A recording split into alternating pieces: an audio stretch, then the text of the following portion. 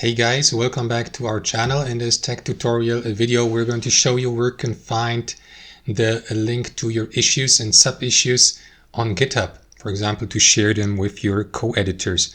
So let us dive into this.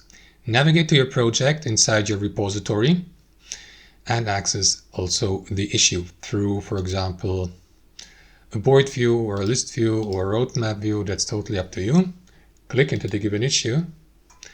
And here in that editing panel, click into that button next to edit, and that is going to copy the link to the given issue to your clipboard.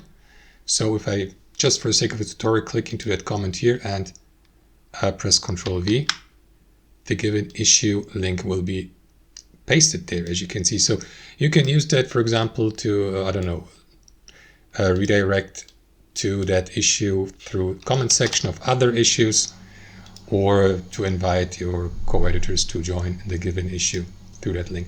That's how it works, guys. Thanks for watching. Hope you enjoyed it, got some value from it, and we'll catch you later.